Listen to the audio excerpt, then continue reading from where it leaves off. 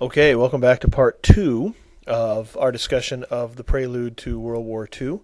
If you remember from part one, which hopefully you just clicked on a little bit ago, we talked a little bit about some of the precursors, things that led up to World War II beginning in Europe, specifically the rise of dictators, the aggression of Adolf Hitler, and the failed appeasement or keeping him happy in where he was of the other European nations. So now what we want to do is talk specifically about what actually occurred once the fighting started in World War II. Well, one of the things that's important for us to understand in the United States is that even though our involvement didn't happen until 1941, there was fighting for 2 years, a good solid 2 years before we joined, and that the World War II actually in Europe began in 1939 in September, when Germany invaded Poland. One of the agreements that had happened at the Munich conference was that Hitler would not take over any other lands, and even though he did, the Allies, the other European nations, kind of allowed him to do that, but they drew a line at Poland and said, if you attack Poland on his eastern front, we will go to war with you. And he did, and so right after that, Britain, France, and several other nations declared war on Germany. But unfortunately, Britain and France hadn't used the time between World War I and World War II quite the way Hitler had. Hitler had really prepared an incredibly powerful army, an army that used a strategy called blitzkrieg, which means lightning war, very fast armor, fast mechanized warfare, airplanes, coordinated attacks, and things like that. And the British and the French just really were not prepared for that. And so very quickly, within about a year, in 1940, France, Belgium, and the Netherlands, all of the Low Countries to the west of Germany, have fallen to the Germans. And the British are pushed all the way back and retreat to a small little point of land in France called Dunkirk. And then they have to be taken off and rescued and taken back to Great Britain. Now, of course, we know that Great Britain, the area that England, Scotland, Wales, and Ireland occupies, is an island, and so it's protected by the English Channel, and that, it turns out, is the savior for Britain. And one of the reasons why Britain is able to hold out through the entire war and not fall to the Nazis is because they can't quite figure out how to get over that bridge of water and take over England. But they certainly do their part to try to soften up the British by doing something called the Battle of Britain, which is an air war. The Germans send bomber after bomber after bomber out of France, where they now control, and drop bombs on the big cities of England, like London and Manchester and Liverpool and that type of thing. And the idea is that they're hoping to bomb England into submission. And the English have a kind of a ragtag air force called the Royal Air Force that work very hard to try to fight off the Germans, and they do not fall. And until the Americans are able to join the fight and really kind of help the British, they hold out. It's pretty impressive. While this is happening, though, Germany decides kind of inexplicably to attack the Soviet Union. You may remember we talked about the fact that they had a non-aggression pact, but Hitler breaks that and in 1941 attacks the Soviet Union. So he now has battles on both fronts. He feels that the West is pretty well won, so now he's going to turn and try to take over the Soviet Union. But that becomes a huge issue once the Americans join a little bit later, because now he has to be fighting two major armies in two different spots. Certainly one of the things we associate with World War II and the rise of Nazism is the Holocaust being the systematic destruction, killing, murdering, genocide that took place of about 6 million Jews and other ethnic minorities in Europe during the time that the Nazis controlled Western and Eastern Europe. And the Nazi ideology, their idea, was essentially that anyone who was not a Germanic or Aryan race was substandard and should not be allowed to live with the Aryans. And they allowed for this philosophy to kind of be sent out to all Germans by looking at ways that they could scapegoat some of these other groups. So they could say things like, your lot in life is difficult because of the Jews, or if we didn't have the gypsies living among us, we would truly be a great nation, and things of that sort. And very slowly, people bought into that, and ultimately kind of signed on, or at least didn't do anything about the fact that we had the rounding up and killing of a number of different people.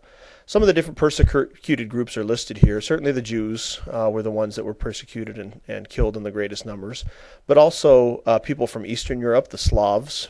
Anyone who was disabled was considered not appropriate to be in an Aryan society.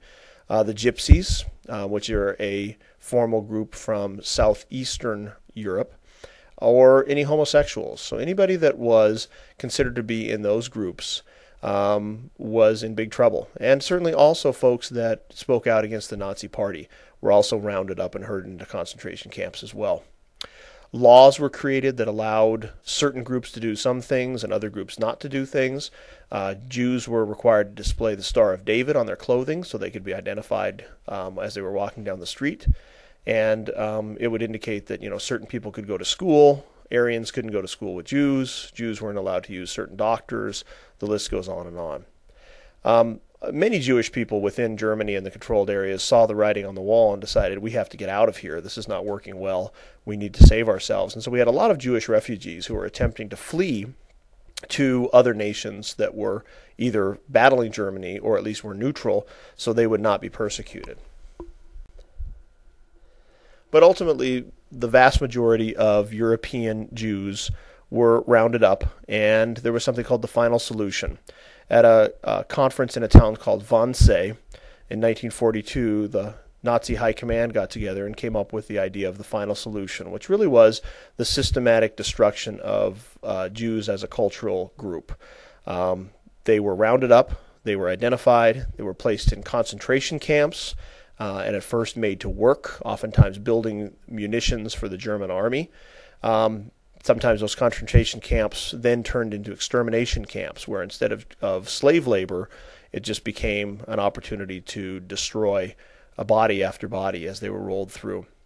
There were even mobile extermination units where vans and large trucks would go out to a community that had a significant Jewish population and round them up and kill them in a mobile type situation. The Jews certainly did not sit idly by and allow this to happen. There were a number of different uprisings, specifically in Polish cities like Krakow and Warsaw, but the Jews were massively outgunned. They didn't have the kind of weaponry that the Nazis did, and so generally those uprisings were put down. And as I said, and when all was said and done, over 6 million people were killed for nothing other than being part of a particular cultural group. It's obviously one of the very, very sad chapters in human history. So with a little bit of that background, let's talk again about what happens to America as the war is raging in Europe. Well, certainly we are a supporter, and certainly our president, FDR, is a supporter of the Allied cause, the British and the French specifically, because we have a shared history and because they're fighting against Hitler. So he is definitely a supporter of assisting with that part of the war and assisting that side in the war. And we have really a debate that rages in the United States that really pits two sides. One that's headed by what's called the America First Committee that says, you know what, we should assist, but we should not send troops. There's no way we should actually go in as an armed force. We did that in World War I. We lost 100,000 people, and there's question as to whether or not we should have been there, and so we should not do that here. The other side are the folks that say, no, it's our responsibility to go and assist when we have these democratic nations that are being attacked by a dictatorial regime with Adolf Hitler. And the election of 1940 becomes kind of a referendum of that. In 1940, we have President Roosevelt is elected for a third term, and he begins to really kind of make preparations for the United States to help in Europe a little bit more. One of the ways we do that is through something called the Lend-Lease Act, and that's where we create weapons and armaments here in the United States and send those to the Allies, who would, ultimately rent them and return them when they were done with them. That's the idea of the lend and lease.